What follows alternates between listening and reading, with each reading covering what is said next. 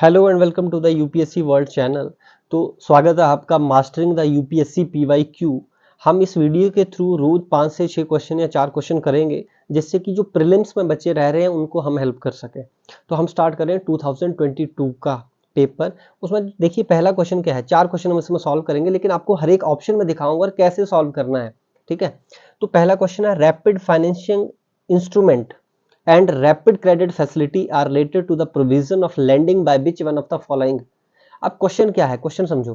बोला rapid financing instrument, कोई जल्दी जल्दी फाइनेंस करने वाला इंस्ट्रूमेंट है, ये जल्दी जल्दी हमें लोन मिल जाए। लैंडिंग किससे जुड़ा हुआ है? ऑप्शन ए है Asian Development Bank, option B है International monetary Fund, option C है यूएनईपी एफआई और ऑप्शन डी है वर्ल्ड बैंक। तो इनके अगर आपने थोड़े भी पीवाईक्यू किए हैं तो आपको पता होगा, नहीं पता तो मैं आपको दिखाता हूं कैसे करते हैं। फॉर एग्जांपल देखो, सबसे पहले देखते हैं एशियन डेवलपमेंट बैंक। तो क्या है एशियन डेवलपमेंट?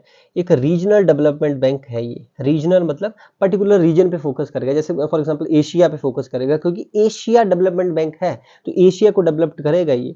और दिसंबर 96 में बना था और हेडक्वार्टर्स के फिलीपींस में थे। इसका एम था promote social economic political economic development in Asia. तो ये सिर्फ एशिया को फोकस कर रहा है। तो हमें इस वक्त हम पूरे होल वर्ल्ड की बात कर रहे हैं, इसलिए हमारा जो ऑप्शन है ये कटेड डाउन हो जाएगा on the basis of that कि Asia Development Bank focus on the Asia only. ठीक है, अब हम चौथा चेक करते हैं वर्ल्ड बैंक। वर्ल्ड बैंक भी है, ठीक है, ये भी करता है, लेकिन ये ज्यादातर लोन देने से बचता है। ये भी देता है लोन, लेकिन ये ज्यादातर डेवलपमेंट एक्सपेंडिचर के ऊपर फोकस करता है वर्ल्ड बैंक।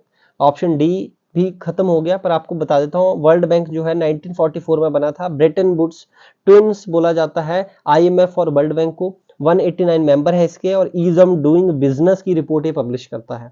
ठीक, अब हमारे पास ऑप्शन बचा सी, बी और C. United nation environment programme finance institute initiative. अब देखो ये इन्वायरमेंट के रिलेटेड है, अगर आपने नहीं पता है तो आपको पता होना चाहिए। यूनाइटेड नेशन इन्वायरमेंट प्रोग्राम एक जो विंग है वो यूएन का है। तो ये प्रोवाइड करता है फंड फॉर सस्टेनेबल डेवलपमेंट। अब सस्टेनेबल डेवलपमेंट के लिए फंड चाहिए, लेकिन जब रैपिड फाइनेंशियल इंस्ट्रूमेंट की बात हो रही है वो कब मिलेगा? जब आपके यहाँ पे कुछ प्रॉब्लम है, इमरजेंसी है।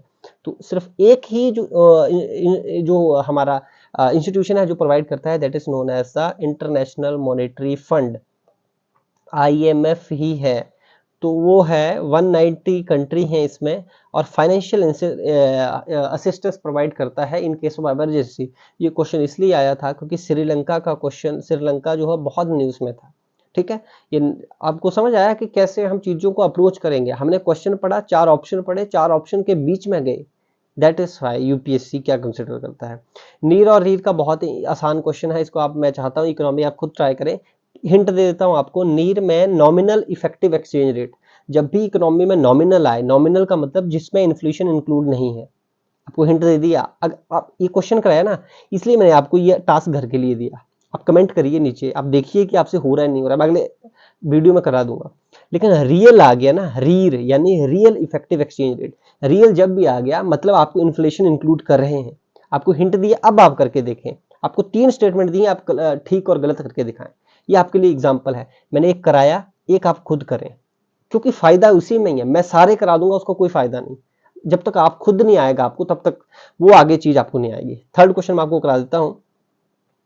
स्टेटमेंट दिए इंडियन इकोनॉमी से पूछी है, बोला है if the inflation is too high, Reserve bank of India RBI to likely to buy the government securities. अच्छा, दूसरा, if the rupee is rapidly depreciating RBI likely to sell dollar in the market. If the interest rate in the USA European. अच्छा, जिसको कुछ नहीं पता उसको मैं थोड़ा सा बता देता हूं। तो होता क्या है जब इन्फ्लेशन ज्यादा है, अब समझना जरा। इन्फ्लेशन बहुत ज्यादा है मतलब लोगों के हाथ में पैसा ज्यादा है, रुपीस ज्यादा है। रुपीस ज्यादा होगा तो डिमांड ज्यादा होगी, डिमांड ज्यादा होगी तो प्राइस ज्यादा होगा। अब आपको समझ आया ग्राफ? इन्फ्लेशन ज्यादा है क्यों? क्योंकि पैसा ज्यादा है। पैसा ज्यादा क्यों है? डिमांड ज्यादा है। और सॉरी, इसको मैं थोड़ा सा अभी चेंज कर देता हूँ। इन्फ्लेशन ज्यादा है क्यों? क्योंकि डिमांड ज्यादा है। डिमांड ज्यादा क्यों है? क्योंकि मेरे पास पैसा ज्यादा है। पैसा ज्यादा क्यों है? क्योंकि किसी भी कारण से पैसा ज्यादा हो सकता है। ठीक है, इसकी वजह से क्या हो रहा है? इन्फ्लेशन हो रहा है। अब क्या करना है? हमें एक चीज करनी है, हमें उनसे पैसा कम करना है। अगर मैं किसी तरह उनका पैसा कम कर सकूं तो इन्फ्लेशन ऑटोमेटिकली कम हो जाएगी।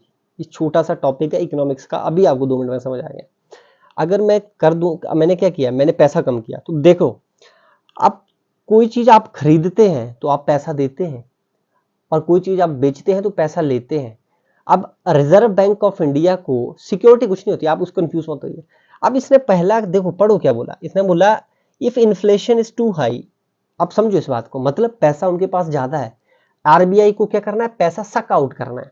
क्या बोल रहा है, R reserve bank of India is likely to buy. Buy का मतलब खरीदेगा, जब खरीदेगा तो पैसा देना पड़ेगा, पैसा और बढ़ जाएगा। यहीं से हमारी स्टेटमेंट एक गलत हो चुकी है कि बाय की जगह सेल होना चाहिए। तो जैसे ही हमारा 1 गलत हुआ, हमारा ऑप्शन बी ओनली आंसर बचा। अब तो समझ आया, ऐसे सॉल्व करने हैं पीवाईक्यू।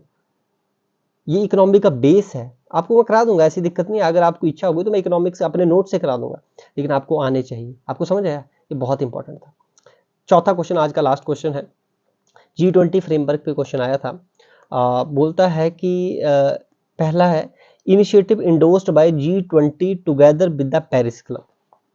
G20 कॉमन फ्रेमवर्क जो है वो G20 के अंदर ही आता है, लेकिन बोलता है पेरिस क्लब के साथ साथ है। अब ये क्या नई बला आई, पेरिस क्लब बता देता हूँ आपको, एक इनफॉर्मल वेस्टर्न कंट्रीज का ग्रुप है जिसमें 22 मेंबर है, जिनको OECD कहा जाता है। कमेंट में बताइए OECD की डेफिनेशन क्या है।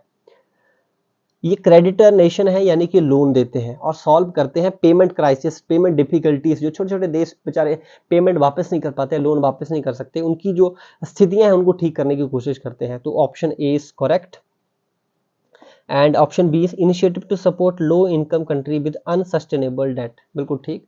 तो यही G20 का काम है, पहले ऐसा काम नहीं था लेकिन अब वैसा हो गया है। तो ऑप्शन हमारा आ गया ऑप्शन 1 एंड 2। तो that's all in this video. आपने देखा कि 4 क्वेश्चन मैंने कैसे सॉल्व किए, एक आपको घर के लिए दिया, आप खुद करें उनको।